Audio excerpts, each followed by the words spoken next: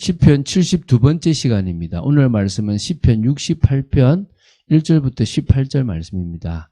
68편은 35절까지 되어 있기 때문에 오늘 시편 68편의 첫 번째를 하고 내일 이제 두 번째를 하도록 하겠습니다. 16절부터 18절 말씀을 합독하고 시편 68편 전반부를 보도록 하겠습니다. 자, 그러면 시편 68편 16절부터 18절 말씀을 한 목소리로 합독하도록 하겠습니다. 너희 높은 산들아 어찌하여 하나님이 계시려 하는 산을 시기하려 하여 보느냐. 진실로 여호와께서 이 산에 영원히 계시리로다. 하나님의 병거는 천천히요 만만이라. 주께서 그 중에 계심이 신의 산 성소에 계심 같도다. 주께서 높은 곳으로 오르시며 사로잡은 자들을 취하시고 선물들을 사람들에게서 받으시며 반역자들로부터도 받으시니 여호와 하나님이 그들과 함께 계시기 때문이로다. 아멘. 우리가 문제 속에 있어도 걱정 없는 이유가 이 찬양에서 찾아야 될 줄로 믿습니다. 아직도 하나님의 역사가 없는 것처럼 여러분에게 보일 수 있습니다. 그때 다른 생각하지 말고 성경에 나타났던 역사들을 생각해 보십시오. 다윗은 지금 문제 속에 있었고 그 문제를 해결하시는 분은 하나님. 그것도 뭡니까? 출애굽에서 또 그 광야 속에서 가나안 정복에서 역사하셨던 하나님. 그래서 늘 함께 하시고 또 늘 인도하시고 주장하셨던 하나님을 바라보면서 그 문제를 해결했습니다. 오늘 여러분도 그런 축복이 있게 되길 바랍니다. 자, 시편 68편은요. 하나님의 백성 이스라엘로 하여금 대적으로부터 승리를 거두게 하신 하나님의 권능과 은혜에 대하여 감사 찬양을 드리는 찬양시라고 보시면 됩니다. 이 본시 역시 저작 배경에 대해서는 분명히 밝혀진 것이 없습니다. 단지 본시가 원수에 대한 승리의 확신 등을 강하게 나타내는 것으로 미루어 볼 때 많은 학자들이 암몬 아람 연합군과의 전쟁 계속 나왔죠, 그죠? 그것을 배경으로 하고 있지 않나라고 추정할 뿐입니다. 근데 뭐 그런 전쟁만 있었겠습니까? 많으니까 사실 무엇인지 잘 모릅니다. 시편 8편을 보면요, 시편의 시들 중에서 찬양, 감사, 역사적 회고, 또 호소, 저주, 또 그리고 기도 등 거의 모든 종류의 표현법을 사용하고 있는 것으로 이 시는 유명합니다. 그 형식에 있어서 사사기 5장에 드보라의 승리의 노래와 유사한 면모도 있다고 합니다. 그래서 사사기 5장에 나오는 드보라의 시를 한번 또 보실 수 있으면 좋을 거라 생각됩니다. 자, 시편 68편의 내용을 좀 더 세부적으로 보도록 하겠습니다. 총 5부분으로 볼 수가 있는데요. 오늘 2부분을 볼 것이고 내일 3부분을 볼 것입니다. 그래서 오늘은 18절까지 볼 것이고 내일은 19절부터 35절까지 보도록 하겠습니다. 자, 그럼 첫 번째 볼 게 이제 1절부터 6절입니다. 하나님을 향하여 당신의 백성들에게 원수가 되는 나라들이 하나님 앞에서 패망하도록 하여 주실 것을 간구하고 있는 것이 1, 2절이고요. 의인 곧 하나님의 백성을 향하여 하나님을 찬양하라라고 권면하고 촉구하고 있는 또 그 이유를 제시하고 있는 부분이 또 이제 3절부터 6절이라고 보시면 됩니다. 자, 1, 2절을 제가 먼저 읽어볼게요. 하나님이 일어나시니 원수들은 흩어지며 주를 미워하는 자들은 주 앞에서 도망하리이다. 연기가 불려가듯이 그들을 몰아내소서. 불 앞에서 미리 녹음같이 악인이 하나님 앞에서 망하게 하소서. 자, 1절을 보면요, 다윗은요, 이런 하나님은 일어나사 원수들은 흩어지며 그리고 주를 미워하는 자들은 주 앞에서 도망하리이다라고 간구하는데요. 이것은 모세가 광야에서 이스라엘 백성들을 인도하면서 하나님께 드렸던 기도하고 이게 동일한 형태를 취합니다. 그렇게 민수기 10장 35절에요. 백성들을 인도하면서 하나님께 드렸던 기도와 동일한 형태를 취하고 있는데요. 자, 모세의 간구는 이스라엘 백성들이 광야에서 하룻길을 걷기 시작하면서 그들 앞에 놓여진 알 수 없는 장애물과 원수들의 공격에서 그들을 구원해 주시기를 요청하는 기도였습니다. 그럼 다윗은 이 찬양시의 첫 기도문으로 서두로 지금 이것을 집어넣지 않습니까? 이것은 전날 하나님께서 광야에서 이스라엘을 인도하시고 보호하여 주신 것처럼 현재에도 이 이스라엘을 인도하시고 보호하여 달라는 강력한 요청으로 보시면 됩니다. 그래서 2절에 보면 원수들의 완전한 파멸을 간구합니다. 이 원수들을요, 연기나 밀로 비유했습니다. 그러니까 그들이 하나님 앞에서 얼마나 무기력한 존재인지 결국은 흔적조차 찾을 수 없는 존재라는 것입니다. 그래서 원수들은 연기와 밀처럼 하나님이 역사하시면 그 흔적조차 찾을 수 없이 완전하게 망하게 될 것임을 지금 말하고 있습니다. 자, 3절, 4절입니다. 의인은 기뻐하여 하나님 앞에서 뛰놀며 기뻐하고 즐거워할지어다. 하나님께 노래하며 그의 이름을 찬양하라. 하나님을 타고 광야에 행하시던 일을 위하여 대로를 수축하라. 그의 이름은 여호와이시니 그의 앞에서 뛰놀지어다.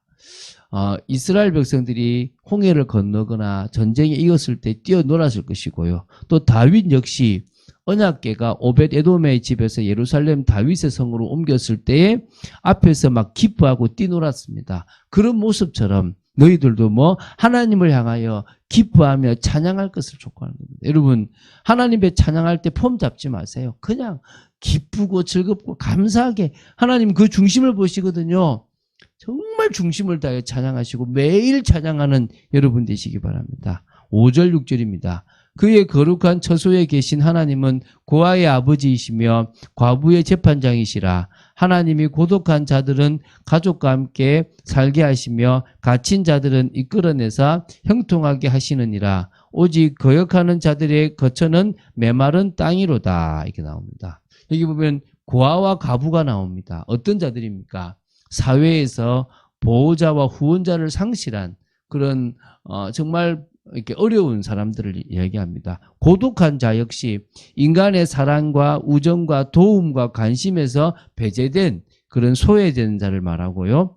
수금된 자라는 것은 바로 자유가 제한당한 상황에서 고역과 압제를 당하며 시달리는 사람들을 의미합니다. 그래서 다윗은 다른 누구도 아닌 하나님께서 친히 이런 약하고 힘없는 자들의 편이고 그들의 아버지와 그들의 재판장이 되어 주실 것임을 이야기하고 있습니다. 그래서 이들에게 도움을 주시는 분이 바로 하나님이라고 증거하고 있습니다. 하나님께서는요, 연약하고 소외되고 억울하고 억압당하지만 당신의 백성으로 참으신 자들을 늘 보호하시고 인도하십니다. 그게 바로 우리라는 사실을 기억하시고 그 속에 늘 있게 되기를 바랍니다. 자, 이제 두 번째 단락이죠. 이제 7절부터 18절 말씀입니다. 하나님께서 현재 이스라엘에게 승리를 주실 것이라는 확신의 근거로서 과거 광야에서 이스라엘에게 베푸신 하나님의 은혜와 가나안에서의 승리와 보호를 회고하는 그런 내용입니다. 쉽게 말하면요, 오늘 우리가 받았던 구원과 우리에게 역사하셨던 우리 조상들에게 또 믿음의 선지들에게 하셨던 것들을 다시 되새기면서 지금 우리가 어려운 가운데 있지만 역시 똑같이 역사하실 거다라는 사실을 지금 이야기하고 있는 겁니다. 자, 7절 8절을 보면요, 하나님이여 주의 백성 앞에서 앞서 나가사 광야에서 행진하셨을 때에 땅이 진동하며 하늘이 하나님 앞에서 떨어지며 저 시내산도 하나님 곧 이스라엘의 하나님 앞에서 진동하였나이다. 잘 보십시오. 하나님께서 주의 백성들을 광야에서 인도하실 때요, 먼저 앞서서 행진하셨습니다. 낮에는 구름 기둥, 밤에는 불 기둥으로 인도하셨습니다. 그 인도하시는 모습이요, 땅도 진동하고 하늘도 진동하고 시내산도 진동할 수밖에 없을 정도로 그런 하나님의 위엄이 강했다라고 지금 표현하고 있습니다. 자, 이제 9절 10절입니다. 하나님이여 주께서 흡족한 비를 보내사, 참 흡족한 비죠. 주의 기업이 곰핍할 때에 주께서 그것을 견고하게 하셨고 주의 회중을 그 가운데에 살게 하셨나이다. 하나님이여 주께서 가난한 자를 위하여 주의 은택을 준비하셨나이다. 사실 광야가 어떻게 흡족한 비가 내리겠습니까? 그런데요, 이스라엘에게 베푸신 은혜가 흡족한 비와 같았다는 것입니다. 그래서 이 비라는 것은 하나님의 은혜, 흡족한 비라는 것은 충분한 은혜, 충만한 은혜를 말합니다. 그래서 이 광야에서 베푸신 모든 은혜가 이렇게 충만하고 흡족했다 이 말입니다. 하나님께서 하늘에서 만나 메추라기 반석에서 물을 내시고 이런 모든 것들을 하셨습니다. 또 주의 기업이라는 단어도 있습니다. 바로 이거는 가나안 땅이라기보다는요, 아직 가나안 땅에 안 들어갔으니까 이스라엘 민족 자체를 의미합니다. 이스라엘 민족이 하나님의 기업이잖아요. 그래서 그런 부분에서도 하나님이 뭡니까? 곤비할 때에 견고하게 하셨다라고 얘기하는 겁니다. 그래서 하나님께서 만나를 내리시고 반석에서 물을 내어 이스라엘 백성들을 먹이셔서 그들로 곰핍하지 않게 하셨고 은택을 늘 준비하셨다라고 보시면 됩니다. 자, 11절 12절입니다. 주께서 말씀을 주시니 소식을 공포하는 여자들은 큰 무리라. 여러 군데의 왕들이 도망하니 집에 있던 여자들도 탈취물을 나누도다. 이게 어떤 거냐면요. 뭐 전쟁에 왜 여자가 나오나 싶은데 구약시대 여인들이 전쟁이나 여러 가지 일에서 기쁘고 좋은 소식을 전하거나 승리의 노래를 불렀던 그런 관습을 지금 표현한 것입니다. 하나님께서 그런 그 관습을 하는 그들까지도 집에 있던 여자들에게도 탈취물이 나누어질 정도로 이스라엘 백성들에게 승리를 주시는 분이심을 우리는 알고 있습니다. 그래서 13절에 너희가 양 우리에 누울 때에는 그 날개를 은으로 입히고 그 깃을 황금으로 입힌 비둘기 같도다. 그래서 이스라엘의 번영과 평안을 비유적으로 표현했습니다. 양 우리에 누운 것과 같이 비천하였던 이스라엘에게 하나님은 번영과 평안을 허락하셨다. 그런 의미라고 보시면 되겠습니다. 자, 14절부터 16절까지를 보겠습니다. 전능하신 이가 왕들을 그 중심에서 흩으실 때에 살몬의 눈이 날림 같도다. 바산에 사는 하나님의 산임이여 바산에 사는 높은 산이로다. 높은 산은 산들이 너희 높은 산들아 어찌하여 하나님이 계시려 하는 산을 시기하려 보느냐. 진실로 여호와께서 이 산에서 영원히 계시리로다. 지금요, 가나안 족속들과 이방 족속이 있는 산들에 하나님이 임재하시려고 하고 하나님의 백성을 보호하려고 하는 것을 이방인들이 시기하려고 합니다. 그러나 그 모든 것들이 하나님의 것이고 영원히 그곳에 계시는 분이심을 다윗이 선포하는 거예요. 지금도 마찬가지다 이거고 우리가 있는 시대에도 마찬가지입니다. 우리가 있는 곳에 아무리 흑암이 강해도 하나님이 지키심을 믿으시기 바랍니다. 17절 18절입니다. 하나님의 병거는 천천히요 만만이라. 주께서 그 중에 계심이 시내산 성소에 계심 같도다. 주께서 높은 곳으로 오르시며 사로잡은 자들을 취하시고 선물들을 사람에게서 받으시며 반역자들로부터 받으시니 여호와 하나님이 그들과 함께 계시기 때문이다. 그러니까 이방 족속들이 아무리 강대하다고 하더라도 하나님이 도우시는 이스라엘을 결코 이길 수 없고 성소에 계심같이 성전에 있음같이 그렇게 되어진다는 것입니다. 그래서 하나님의 역사로 인해서 이스라엘의 승리가 있을 거라고 지금 노래하고 있습니다. 우리 이제 뒷부분으로 볼수록 또 가나안에 대한 이야기도 될 건데요.